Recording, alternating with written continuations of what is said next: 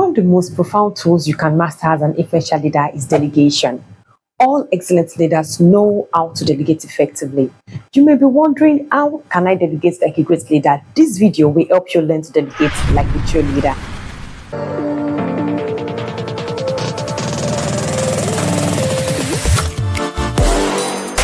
Hello, my name is Esther Festus. I am an entrepreneur and founder of Influential Leadership. Welcome to my space. If you find this video helpful, kindly share, like, and subscribe for more useful content to aid your leadership journey. I drop videos every Sunday here, and you can follow me on LinkedIn and Instagram. The link will be in the description box below.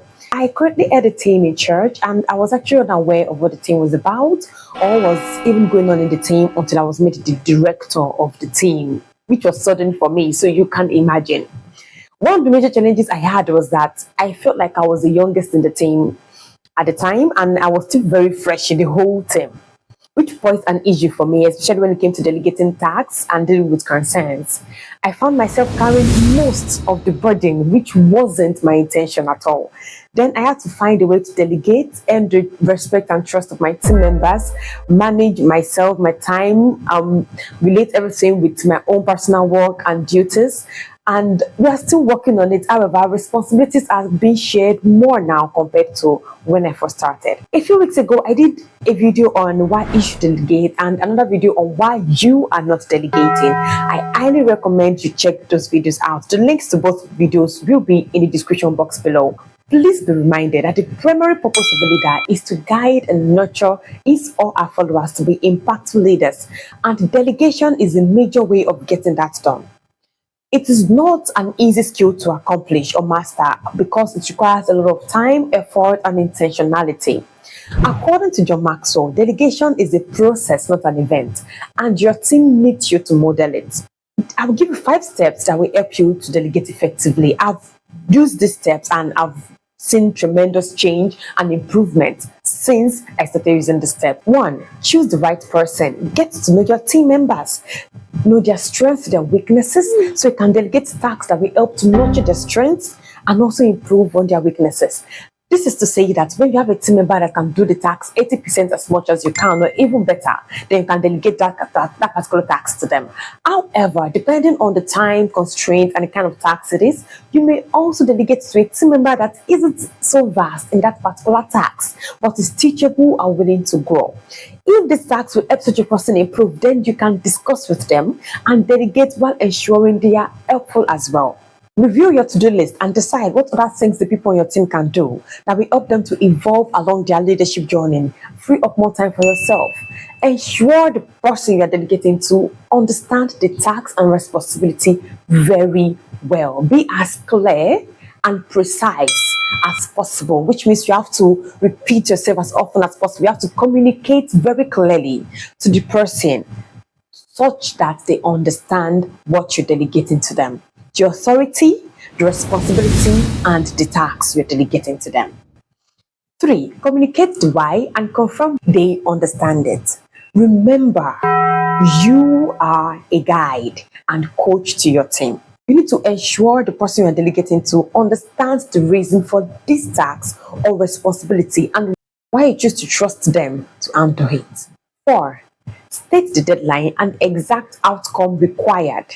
Have this written down with a plan of action so it can be easily gone back for review. This is to avoid unnecessary arguments and so you not lose track of the main goal. 5, follow up.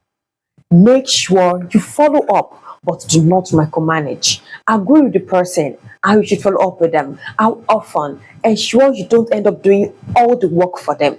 You need to see delegation as an investment. It requires your time, trust, and effort. Dan Lok said, people don't do what you expect. They do what you inspect with respect. That is to say, they do what you check up on with extra attention. So what you inspect, they do with respect. It means you have to follow up to make sure the task gets done, even though it's not your job. So an instance of this in my own team is there is a report I started so as to check up on the general team members that have not been active or available. I couldn't keep up with this as other duties were getting in the way. So I delegated 2 of my team members to handle this. And we had issues back and forth. There are times they wouldn't do it. Even myself, I would forget about the report for a while until I said, okay, I need to be serious with this thing and make sure that it gets done. And after we get into them, I asked them to upload their reports in an online Google Sheet every service day. I gave them access to this sheet, which is the authority that they need, and I took them on how to use this Google Sheet because they complained that they were having issues with it as they are not used to using such tools. I ensure to check the form from time to time every week and to follow up on the report. I have seen any update, correction, or observation. It's not that I do not trust them, but it's that I'm making sure what I expect is being done. And it has also helped us to have a more comprehensive and detailed report.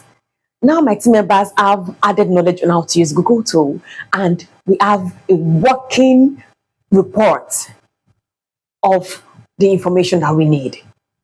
Now an additional point for you. Always give constructive feedback. Praise them for what they did well. You want to be a mentor and coach regardless of your age or level of professional leadership. You need to appreciate people. That does not mean they will not frustrate you. That does not mean you ask them to do A, they may probably do B, which means you need to check how you're delegating as well. Take a step back, check yourself, correct yourself, and then correct them in love.